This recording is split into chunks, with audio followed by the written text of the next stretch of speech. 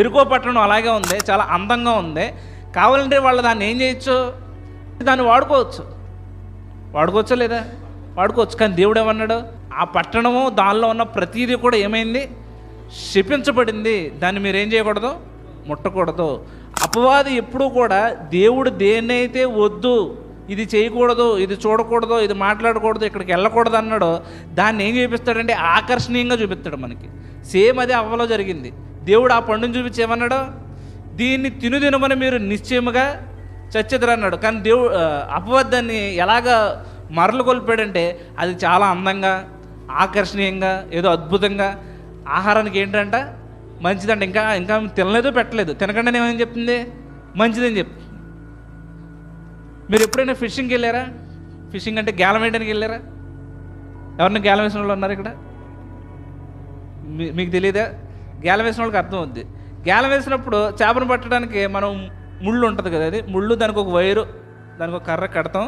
డైరెక్ట్గా ముళ్ళు వేయం, డైరెక్ట్గా ముళ్ళు వేస్తామా? ముళ్ళు వేస్తే చేప కరవదు. ఏం పెట్టాలి దానికి? ఏం పెట్టాలండి? దానికి చిన్న చేపో కప్పో ఎరో అని అదే ఉంటుంది, దానికి గుచ్చి ఏం చేసేవాళ్ళం అంటే గేలం వేసేవాళ్ళం. ఇప్పుడు చేప ఏమనుకుంటుంది, చేపకి ఏం కనపడుతుంది బయటికి, అది ఆకర్షణీయంగా మంచి లావుగా ఏదో నేను ఆహారానికి తింటాక మంచిగా కనపడుతుంది.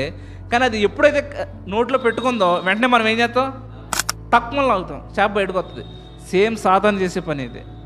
సాతాను దేవుడు ఏదైతే చెయ్యొద్దు, చూడొద్దు, మాట్లాడొద్దు, వెళ్ళొద్దు, అక్కడ ఉండొద్దు అన్న పాపాన్నే వద్దు అన్నాడో అదే పాపాన్నే ఈ అపవాది ఏం చేస్తాడంటే ఆ గాలముళ్ళకి ఎరపెట్టినట్లుగా పెట్టి ఆకర్షణీయంగా మన కంటికి చూపిస్తాడు.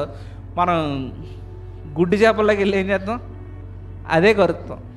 కాబట్టి మన దృష్టికి అది చాలా ఆకర్షణీయంగా మంచిగా, అయ్య బాబు ఇదే దేవుని చిత్తం అని అనిపించవచ్చు.